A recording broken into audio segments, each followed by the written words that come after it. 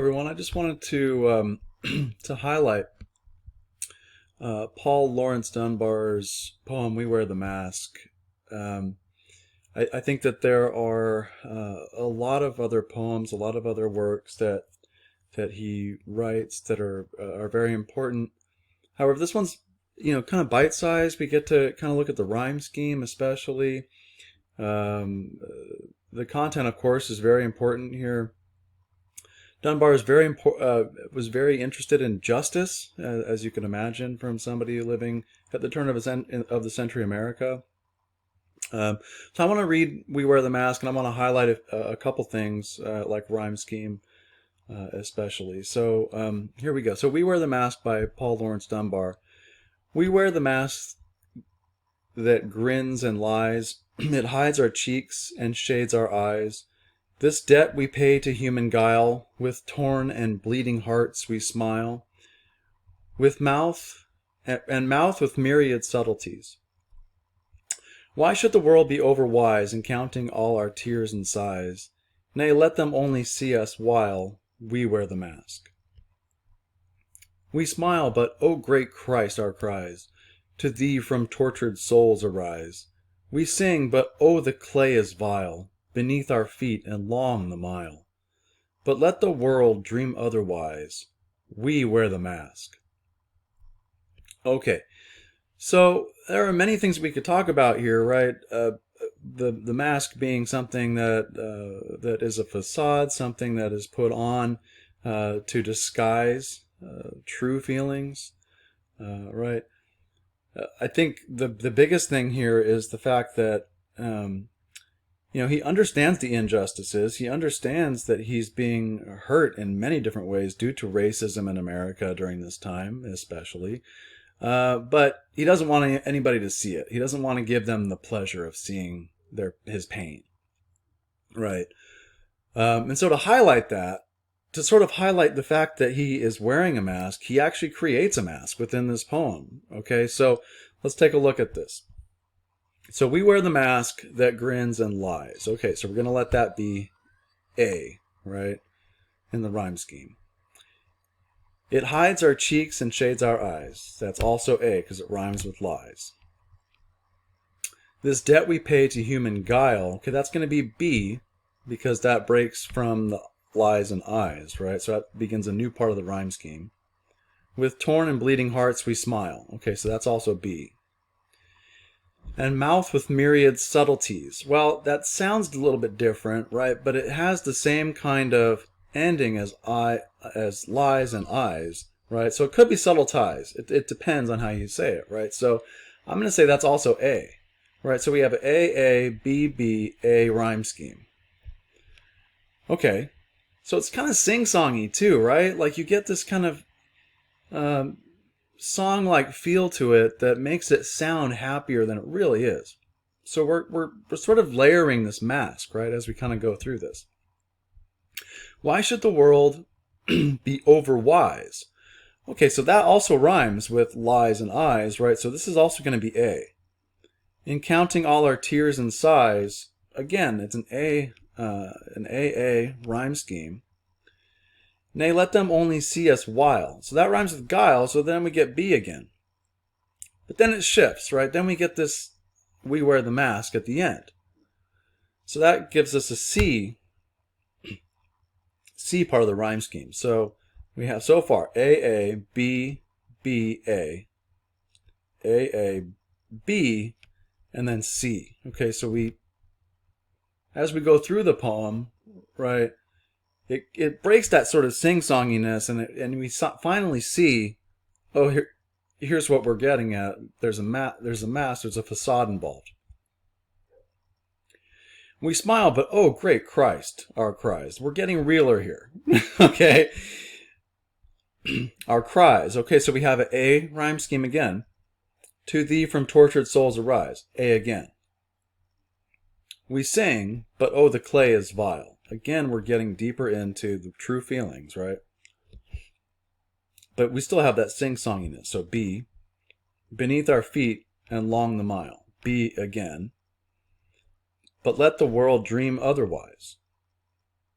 Okay, so we get put back into that lulling song, right? Let them let those who don't really see us, those who don't really understand, those who don't really, I guess, see us is a really good way to say this, right? If you're only looking at the facade, you're not really getting deep with somebody, not really understanding or even trying to understand their experience. You're not really seeing them. And that's really what he's getting at, right? And then the ending, we wear the mask, see again. So we only have A, B, and C, three different kinds of rhymes here. But the C is really what Dunbar is trying to get at, right?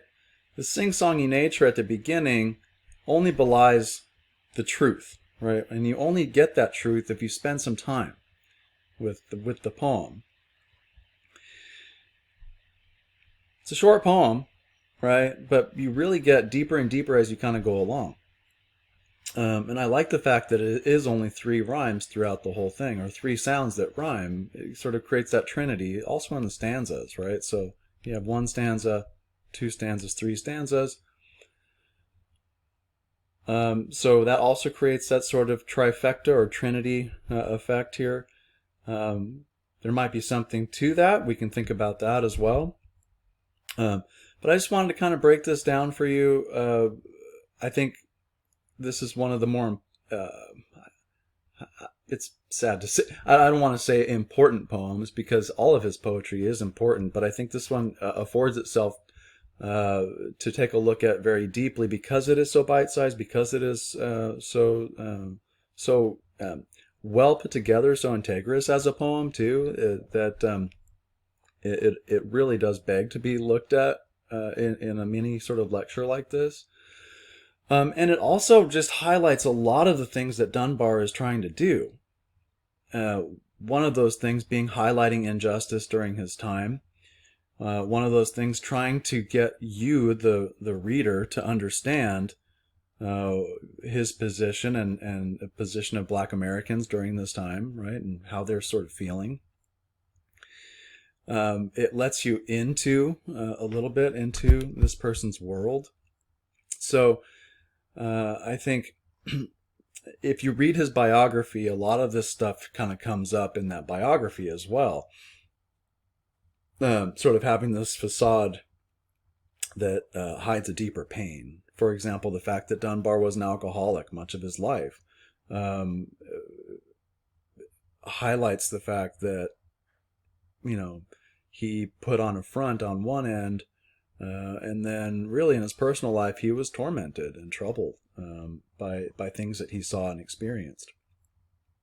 So I hope this helps, right? Sort of get into Dunbar a little bit. I think this poem really makes us think about our own masks that we wear too, right? Like you're not the same with everybody that you meet, everybody you encounter, for better or for worse. We do wear masks to some degree, right? From person to person and from situation to situation. You're not the same at work as you are with your friends or family. Certain people you encounter, right? You have to sort of adjust and code switch, kind of. So I don't think this is just particular to Dunbar necessarily, right? I think we can also think about how we wear our own masks in life. Quite literally these days, but with the sort of medical masks that we have to wear, especially out in public. But I think that I think this highlights a lot of the things that we just experience as human beings, but much more so for Dunbar during his life as well. But think about the oppression too that Dunbar is facing here. And I want us to also compare that with the oppression that Martí is talking about in his writing as well, because I think there are some interesting sort of parallels going on here between what is happening in Cuba with José Martí and what is happening a little bit later, right, in the turn of the century here with Dunbar, but are pretty relatively close to the same time here. So Anyway, I hope this helps, and I hope you're all doing well. And in the in this week's coursework, you'll see that there's a Flipgrid component. That is not mandatory. I'm going to make it optional. However, I think it'd be great to see you. Let's just say that. I'm missing seeing your faces. I'm missing being in class, and so it would be great if you could, go ahead and make a video using Flipgrid. I know not everybody has the things necessary to do a video like that. I've found, just a heads up, I've found that the app on your iPhone works a lot better for Flipgrid than the computer. So take that into consideration when you use that, if you choose to use Flipgrid. But other than that, like I said, I'm very much missing being in class with you. I hope though that being at home does afford you time to spend some good time with your family and relationships in your personal life. I know part of this has been nice, being home with my family as well, but I cannot seem to get over the fact that I miss being in the classroom, because I really love it. So anyway, have a great rest of your week. I hope you have fun reading Dunbar and Marti. And I hope you've also enjoyed the previous week's readings as well. You'll notice also that we're only going to be having 2 essays and 2 exams, the options for both of those, right? The final weeks after the essay, the second essay and exam, we're going to be taking a look at, I think it's Wolf and Flattery. And then after that, we'll just have one last discussion board in that week. But we'll get to that when we get to that. And have a great rest of your day and have a great weekend. All right. Signing off for now. Bye.